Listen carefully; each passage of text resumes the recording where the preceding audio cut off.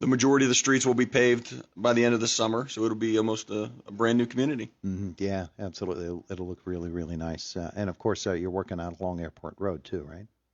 We Things will going be, on yeah, this year during the year? yeah, that'll be probably a later summer construction start. The Route 286 East Sewer project. Yeah, We're looking at putting that out to bid here probably in the next 2 to 3 weeks. yeah. All right. So all of that, and meanwhile, there's this vision of the future and what the future looks like. Chauncey Ross is here as well. White Township has what's called an outreach day coming up. And Chauncey, this is pretty tricky here. The date for this thing. As far as promotional purposes, Yes, I like it. It hit the sweet spot. It is the regularly scheduled meeting day. Technically speaking, it's the regularly scheduled meeting day of our comprehensive plan steering committee.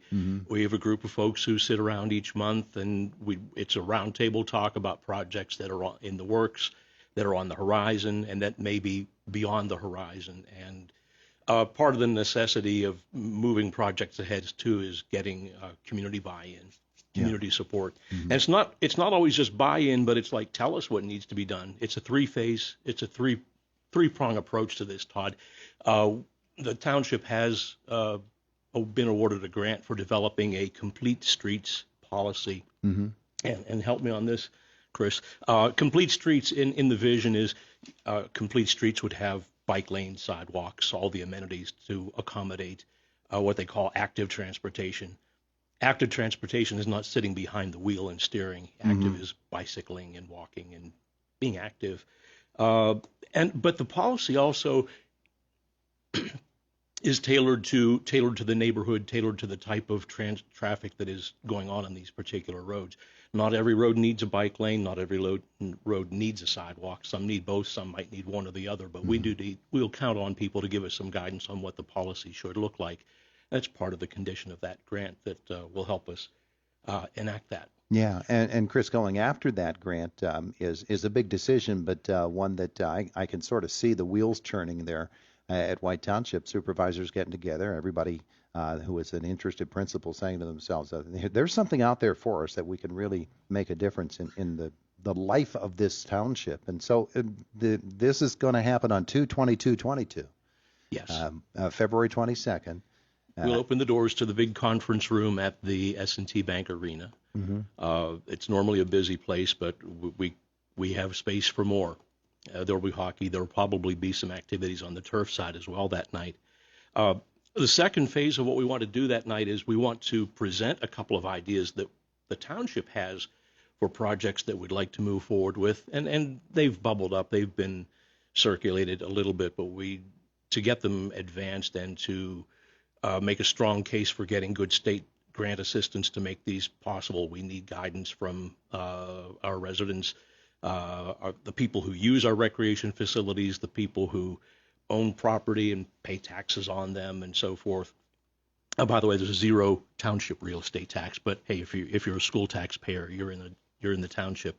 All of our stakeholders are invited to tell us what they would like. For example, an amphitheater on the grounds between the S&T Bank Arena and the soccer fields above. It's a great looking piece of ground that would facilitate that. What should that look like? What sort of amenities should be included with that? I don't know, if somebody says we should have 18 levels of seating and have putting greens on each one for weekend use as a miniature golf course, then we'll take that idea. I don't know that there'll and be the donations that'll make that but happen, huh? Yes. There's also an idea for some improvement in Chevy Chase again, for adding to the Kennedy King Park. There's some ground surrounding that's sitting idle, basically. Do the folks in Chevy Chase have ideas for what they'd like to see done with that? Are there recreational possibilities? Are there environmental preservation possibilities? Are there educational possibilities that we can employ in that area surrounding that? That's where we're looking for guidance to move forward on the ideas that we have in the hopper. Sounds like a great big blank page, Chris, that maybe you've filled in a few things on it, but there's plenty of room for other ideas. Yeah, I think we did a pretty good exercise with our 2020 comp plan update, and we have a list of projects that we've been pulling out of and kind of advancing a little bit, and we assembled that list, and now it's time to prioritize and say, okay, let's let's put this out there for some assistance, or whether it be state funding, local funding, or federal funding.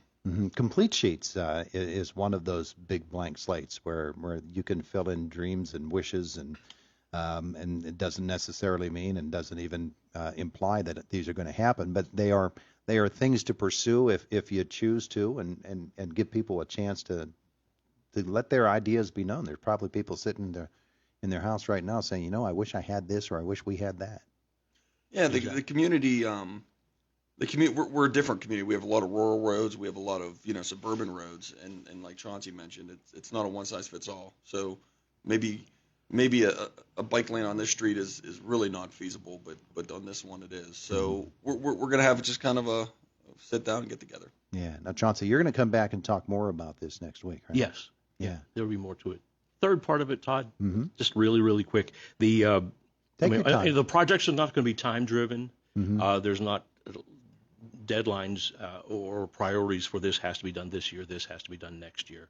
And the shape of the projects will be, community driven. But the nature of the projects too, we have our own ideas, but we're not going to say we know everything, that we have all the ideas. There are probably some things that somebody has thought of but hasn't shared with us. So that's the third part of this.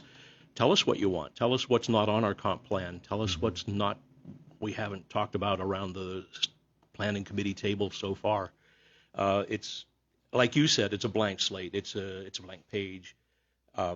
Any ideas will be warmly and eagerly received. Now, Complete Streets being something that is not just a new program and not just targeted here, but all across the state, I'm sure there are examples that you've seen, and you've been able to look at what other communities have done, and how it looks for them, and how the whole program worked for them in terms of obtaining financing and getting everything done. Are there some things that you've looked at and you've said to yourselves, hey, that looked pretty neat. I wonder if that would work here? You don't have to say what they are, but are there things like that you've seen implemented in other communities?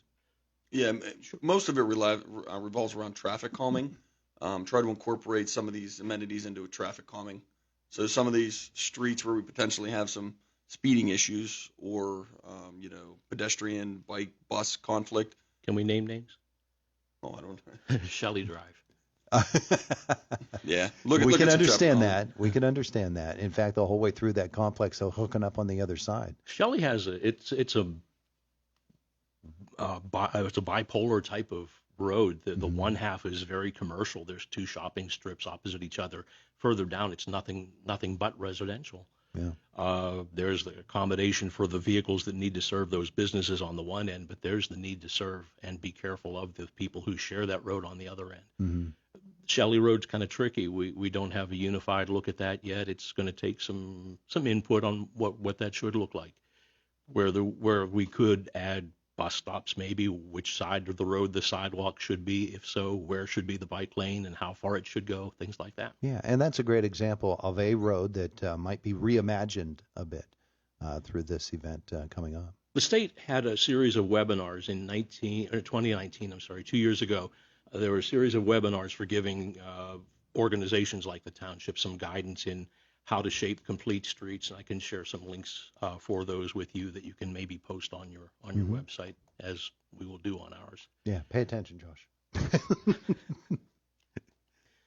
But the webinars were they're great guidance, and then the best thing is it's coming from the people who have the money.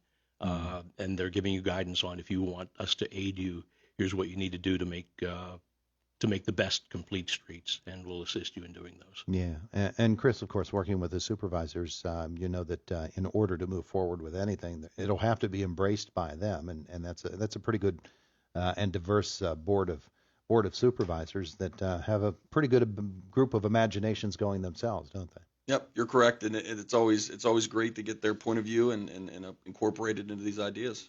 Yeah, and there's also some practicalities that have to be taken into consideration, and they'll help you with that as well. That's always correct, yep. All right, gentlemen.